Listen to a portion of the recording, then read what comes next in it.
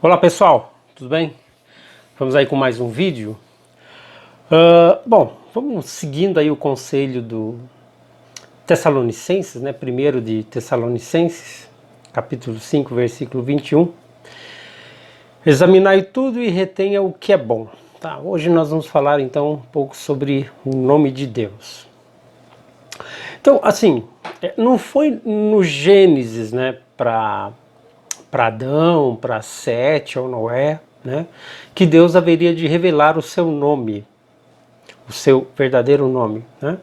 Porque ao contrário do que muitos pensam, né, do que muitos acreditam, os atributos de Deus não são o seu nome, né, mas apenas atributos, qualidades, né? Em suma, se trata de mera adjetivação. Para Abraão, ele se apresentou como El Shaddai, né? El Shaddai seria Deus Todo-Poderoso, Deus que amamenta, Deus que alimenta, né? E El, né, é uma divindade genérica, né, que é superior aos outros deuses, também significando Deus em semita. Então, a palavra El, E-L, é um nome assim mais genérico, né? E ele acaba sendo usado para tratar de vários deuses, né? Ele foi usado durante a antiguidade, né, para se referir a vários deuses, vários tipos de deuses, né? O historiador das religiões, Mircea Eliade, né, ele comenta, né, nas suas obras sobre a história das religiões, ele diz o seguinte, abre aspas: entre os semitas ocidentais, ele é um deus pessoal. Chamam-lhe poderoso, touro e pai dos deuses e dos homens. Fecha aspas. Então aí o Mircea Eliade falando sobre o nome El, né? Outra divindade que é bem conhecida, né, das escrituras, né, no Velho Testamento é muito falado, né, é o Baal, né, que é senhor, possuidor, marido, deus da tempestade e da fertilidade. Então, e o plural de Baal é Baal-Alim, né, que é usado para se referir aos cidadãos, né? Baalim, no plural, significa cidadãos. Em Juízes 9, Baal-Alim é normalmente traduzido por homens ou cidadãos. Assim, Baal é outro termo genérico, né, que ganha vários atributos entre os cananeus e outros povos, né, e consequentemente, e considerando também que houve um sincretismo vindo da própria classe sacerdotal de Israel, a idolatria se fez então presente naquele meio através da adoração dos corpos celestes, sol, lua, estrelas, né? Bom, agora é assim, interessante notar que em Oséias, no capítulo 2, versículos 8, 13 e 17, o termo Baal não é apenas usado para se referir ao deus cananeu, mas também usado como sentido figurado para Deus, né, como o marido de Israel. Então, há um trecho ali de Oséias, né, que diz assim: naquele dia, diz o Senhor, me chamarás meu marido. Bom, então a supremacia de Adonai sobre Baal é constantemente afirmada ao longo das escrituras, né? Lembrando que essa analogia de marido e mulher, esposo e esposa, também é encontrada no Novo Testamento. Então, no Novo Testamento temos a igreja como a esposa de Cristo, né? Cristo como noivo, o esposo que vem resgatar a sua igreja, né? Então, nota-se que o adultério, nos dois casos, é uma extensão da própria idolatria. Então, ser idólatra é também ser adúltero, ou seja, o adúltero, na concepção bíblica, é também um idólatra por excelência, né? Deus coloca isso à prova quando ordena que o próprio profeta Oséias se case com uma prostituta, e esse casamento é o símbolo da infidelidade e da idolatria, né? Uma vez que a prostituta simboliza Israel e a sua promiscuidade em adorar outros deuses. E a atitude de Deus ainda é continuar amando, né, a sua esposa, continuar amando Israel. Tá? Então ele acaba colocando como exemplo o caso de Oséias, que mesmo amando a sua esposa, ela acaba deixando ele em várias ocasiões, e ele sempre a aceita de volta quando ela retorna, né? Então, simbolizando aí a idolatria, o adultério de Israel, né? Que acabou se promiscuindo, né, com outros deuses, né? Acabou traindo a Deus com outros deuses, né? Bom, o rei Davi, ele foi o que mais atribuiu qualidades a Deus, né, à medida em que ele tinha experiências com o próprio Deus, né? Por exemplo, El Rori, o Senhor é meu pastor, está no Salmo 23. El Olam, que é Deus eterno, Salmo 90. El Tsevaot, ou Sabaoth, né, que é o Senhor dos exércitos, né, Salmo 46, entre outros, né? Então são vários exemplos aí em que Davi atribui qualidades a Deus, né? Então, em toda a Bíblia, Deus é chamado por muitos nomes. O maior problema aqui é que cada nome acaba limitando Deus, né, que é infinito e está além da compreensão humana. Não há nenhum sistema linguístico capaz de conter em um único nome, em uma única palavra, todos os atributos de Deus, né? Mas foi com Moisés que Deus resolveu se apresentar de forma diferente, tá? Lembrando que Moisés já contava com mais de 80 anos, né, quando Deus se manifestou a ele, né? Está lá em Êxodo, capítulo 3, versículos 13 e 14, que diz assim: Então disse Moisés a Deus: Quando eu for aos filhos de Israel e lhes disser, o Deus de vossos pais me enviou a vós, e me perguntarem qual é o seu nome, o que eu lhes direi, né? Então essa era a preocupação de Moisés. Como é que ele ia apresentar um Deus que não tem nome para tirar o povo, né? Para o povo, né, que estava lá no Egito.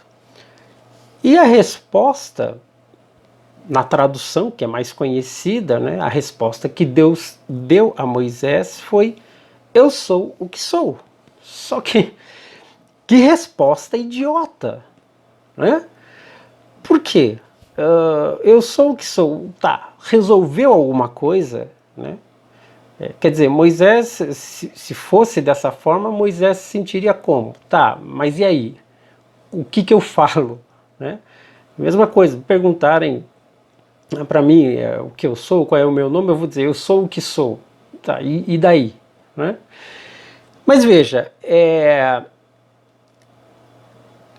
a questão aqui é que o verbo ser está traduzido de maneira errada, né? O correto é tornar-se, tá? Então a resposta de Deus no hebraico é Erie, Asher, Erie.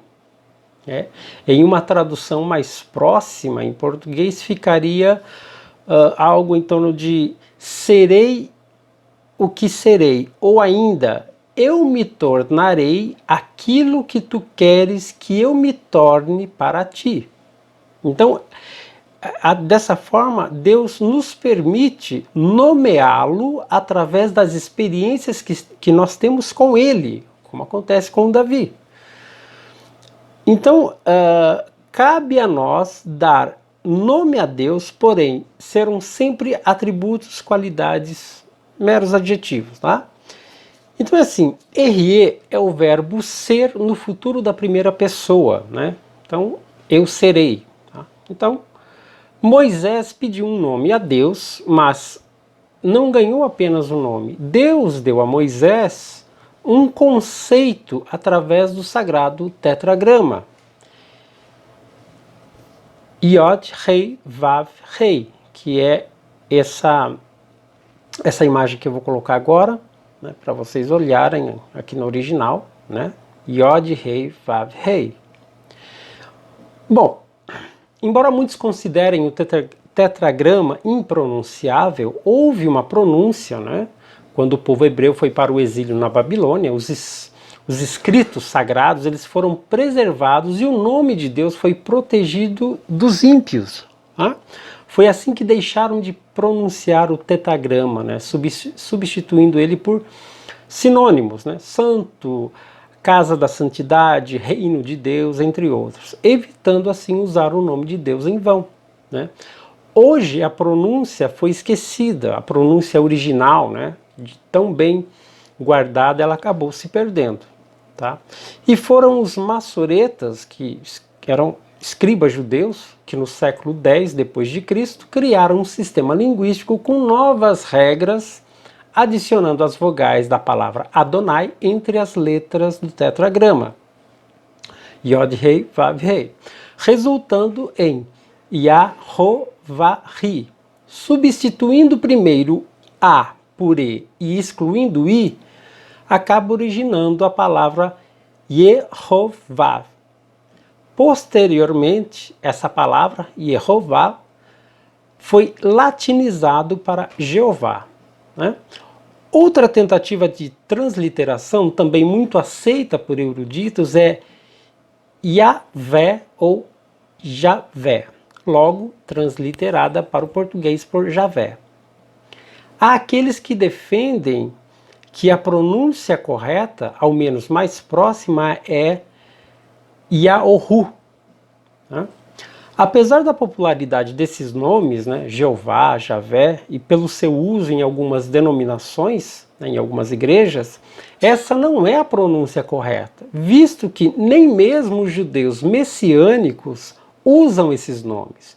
Jeová e outros nomes não correspondem à transliteração fonética e literal do tetragrama. Assim, o tetragrama permanece sem a sua real pronúncia.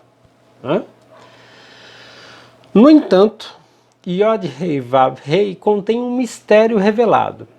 Esse tetragrama é a junção de 3 tempos verbais do mesmo verbo, que é o verbo ser. Então, como aqui na imagem, vocês podem ver, temos era, é e será, os 3 tempos verbais, passado, presente e futuro, não é?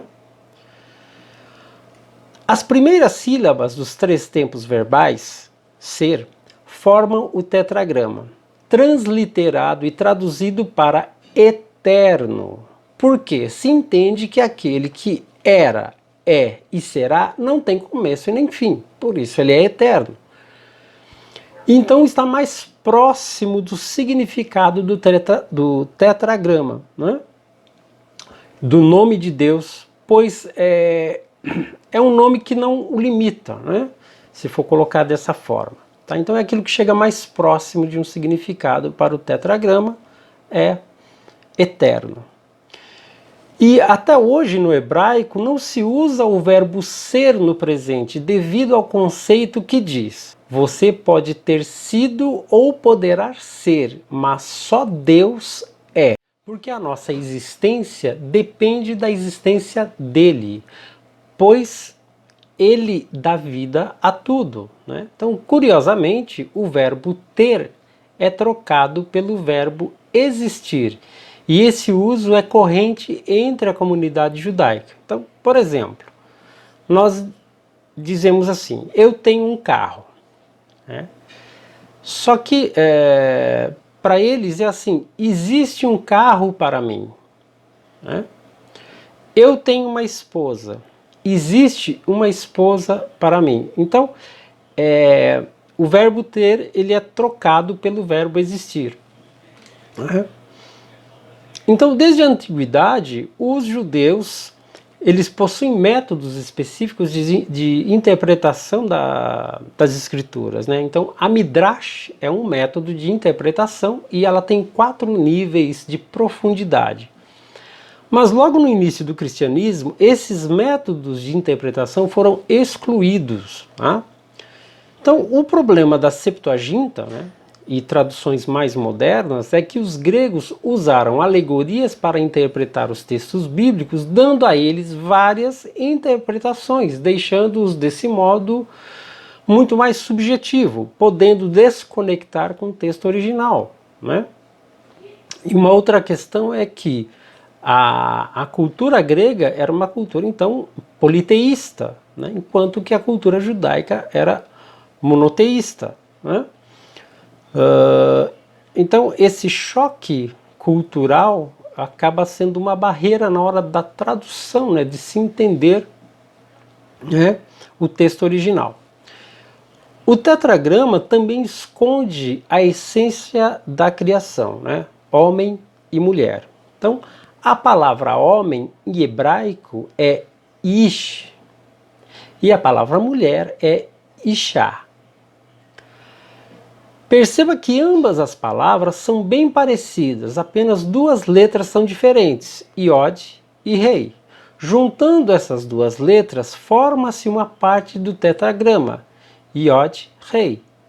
Isso significa que na união do homem e da mulher, no complemento, Deus se faz presente. Curiosamente, se retirarmos ambas as letras, iod da palavra homem e rei da palavra mulher, outra palavra se formará, que é Esh. Então, como vocês podem ver aqui na imagem, aqui iod e o símbolo, né, que parece uma vírgulazinha, rei, né, com esse outro símbolo aqui, como se fosse uma porta, né? Então, iod e rei, que faz parte do tetragrama, faz parte então do nome de Deus, é metade do tetragrama, né? E aí, aqui na imagem temos Ish, né, que está assinalado em vermelho, né, que é a parte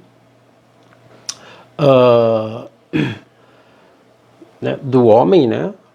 Aqui do lado, para mim está do lado direito, né, que é essa vírgulazinha em vermelho. Então, essa parte do homem, Ish, mais Ishá, que é a parte da mulher, que é essa letra no formato como se fosse uma pequena porta, né? Então temos Ish, homem, mais Ishá, mulher, tá? Formando metade do tetragrama Iod, rei. Então a união do homem e da mulher em uma só carne, em um único ser, como está em Gênesis 2:24, né? Formam parte do nome de Deus. Enquanto que Esh, fogo, né, é a união do fogo com fogo, em que Deus não se faz presente. Né? É a união do mesmo sexo que consome pelo fogo. Tá? Por isso a relação homossexual não é natural, pois exclui Deus. É uma relação sem a essência de Deus, uma relação que não tem presentes ali a própria essência de Deus, né, o nome de Deus. E é o que o apóstolo Paulo fala em Romanos, né, Romanos 1, capítulo 1, versículo 27, né, que ele diz o seguinte: e, semelhante, também os homens deixaram as relações sexuais naturais com as mulheres, se inflamaram em sua sensualidade uns para com os outros, homem com homem, cometendo atos indecentes e recebendo em si mesmos, a recompensa que convinha ao seu erro. Né? Então, é o trecho aqui do apóstolo Paulo, né, que ele coloca em 1 Romanos, capítulo 1, versículo 27. Então, ao nos aprofundarmos um pouco mais, entendemos que a letra Iod, que o homem possui, pode representar tanto uma ideia, um pensamento, quanto uma semente. Já a letra Rei, que é a mulher, que pertence à mulher, né, é como a letra Dalet, que significa porta, né, com a letra Iod em seu interior. Então, eu vou explicar aqui na imagem para ficar mais fácil o entendimento. Então, temos aqui a letra Iod, que significa homem, que representa ideia, pensamento, semente, e essa semente também interpretada aqui, entendida como esperma, a semente do homem, né? E embaixo a palavra rei, que significa mulher, parecida com a letra Dalet, que é como se fosse uma porta aqui, né, sem uma perninha, né? E a letra Dalet justamente significa porta, né?